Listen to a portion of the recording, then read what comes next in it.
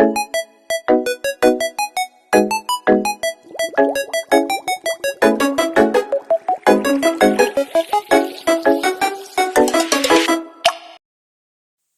this is Miss Marge. Welcome to my channel. It's another day of tutorial. Kung interested po kayo sa aking mga topics, please don't forget na mag-subscribe para updated kayo sa aking mga updated tutorial vlogs. And browse lang po kayo sa aking channel. Baka may other videos pa po makakatulong sa inyo. But before tayo mag-proceed sa ating topic for today, gusto ko lang po muna i-promote sa inyo ang aking business, RMT Travel and Tours. Kung kailangan nyo po ng airplane ticket or ferry ticket like to go, or gusto nyo magbakasyon sa Boracay, Palawan, or any domestic and international destination, message lang po kayo sa aming Facebook page, RMT Travel and Tours. And please like and follow din po ang aming Facebook page para updated kayo sa aming mga promos for tickets and tours. Pabook na po kayo. Thank you in advance! So to continue with our topic kung paano ba mag-apply ng emergency loan or calamity loan dito sa inyong SSS online account. So make sure meron na kayong naka-enroll na bank account sa inyong SSS online account at approved na ito ni SSS para makapag-proceed kayo sa loan application. Kasi doon po papasok yung i-apply yung loan kay SSS. Kung wala pa po kayong na-enroll na bank account, panoorin nyo po dito sa channel ko yung updated process kung paano mag-enroll ng bank account sa SSS online. Ilalagay ko rin po yung link ng video yon dito sa comment section ng video to para i-click nyo na lang po. So last December 18 nga po is nag-announce si SSS and nag-announce si President Marcos na mag-open si SSS ng emergency loan program sa mga SSS members to provide assistance dahil nga nagkaroon ng malawakang paglindol dito sa Pilipinas. So, lahat po ng SSS members na affected ng lindol ay pwede mag-apply ng emergency loan or calamity loan na up to 20,000.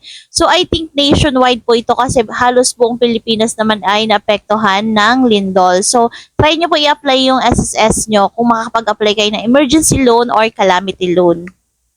Sa calamity loan po kasi, once nag-announce si government or si NDRRC na under state of calamity yung lugar nyo, pwede kayo mag-apply ng calamity loan. Basta pasok yung SSS contribution nyo sa 36 months na contribution. And dahil malawakan yung paglindol, eto lumabas yung emergency loan program ni SSS. So, halos lahat ng SSS members dito sa Pilipinas na affected ng lindol and pasok yung contribution nila sa 36 months and above ay pwede mag-apply ng emergency loan kay SSS up to 20,000. So hanggang kailan ba pwedeng mag-avail ng emergency loan kay SSS? So from December 10, 2025 to December 9, 2026. So dapat may at least 36 months po kayong contribution and may 6 months na contribution within 1 year. And pwede lang mag-apply through online and maximum na pwedeng i-apply na loan is 20,000.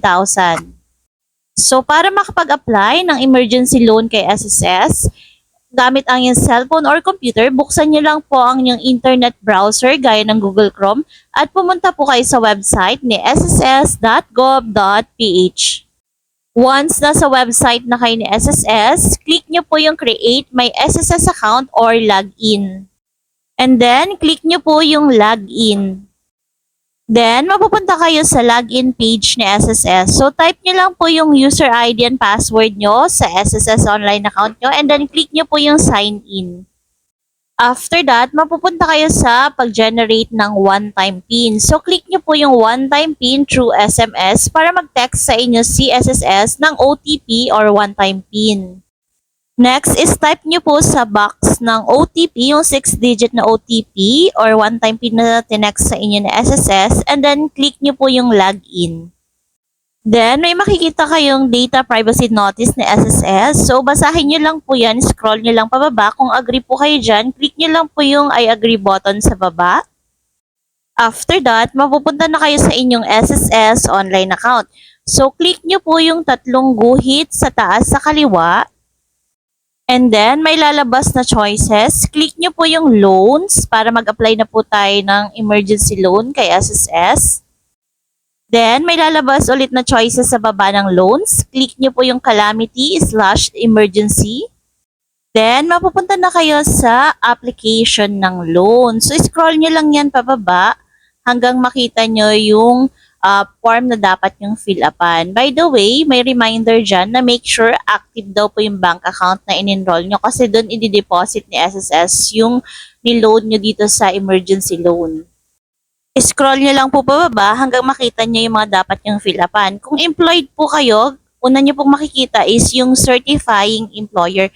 By the way, same process lang sa voluntary paying member, self-employed at employed. Ang pagkakaiba lang nila is wala kayong employer na pifill upan. Pag employed kayo, may employer kayong pifill upan. Sa mga self-employed OFW, wala po nitong certifying employer. Okay lang yun kung wala kayong makita na ganito. And dyan naman po sa certifying employer na box, wala na po kayong dapat i-fill up dyan. Double check nyo na lang kung tama yung information kasi automatic nang may fill up yan. So check nyo kung yan ba yung current employer nyo na naguhulog ng SSS nyo ngayon, kung saan kayo nag-work ngayon. So automatic andyan na yung details ng company na pinag-workan nyo ngayon at naguhulog ng SSS nyo.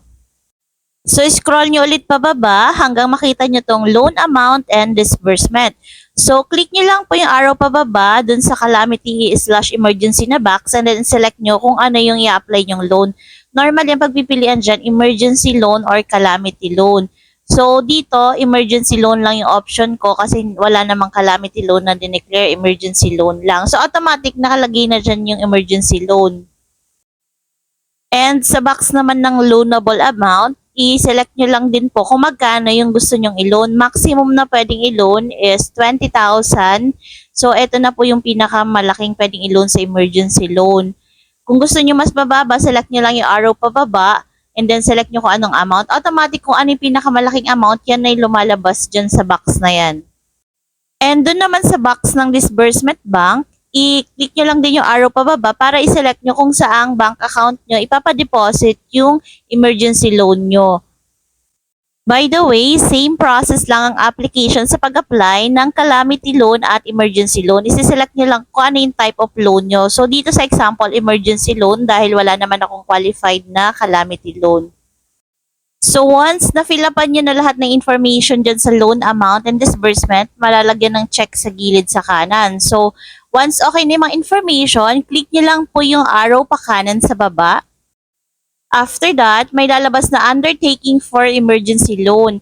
So once agree naman kayo dyan, click nyo lang yung I confirm sa baba para malagyan ng check and then click nyo po yung OK button sa baba.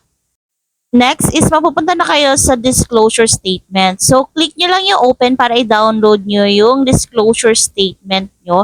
So, yun po yung summary ng hulog nyo or babayaran nyo dito sa inyong emergency loan.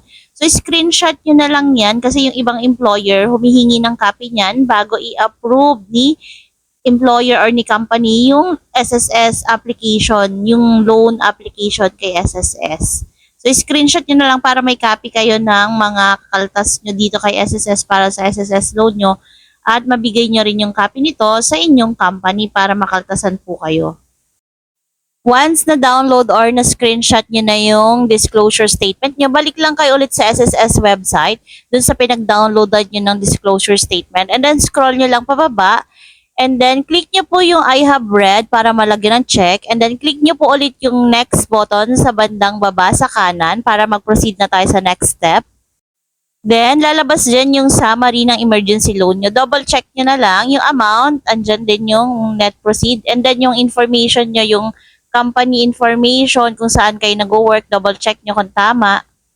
I-scroll nyo lang po pababa and then may makikita kayo dyan na note na loan proceed will be credited to your bank account. Double check nyo yung bank name and yung account number kung tama. And then may nakalagay dyan na certification, agreement, and promissory note. Basahin nyo po yan kung agree kayo and then scroll nyo lang ulit pababa. At kung agree naman po kayo, click nyo lang yung box na I hereby confirm para malagyan ng check and then click nyo lang po ulit yung next button sa baba sa kanan. After that, may lalabas na confirm emergency loan. Nakalagay dyan net proceeds kung magkano yung amount na papasok sa ATM nyo. And then, click nyo lang yung box na I confirm para malagyan ng check. And then, click nyo lang yung confirm button para ma-proceed or masabit na natin kay SSS yung emergency loan application.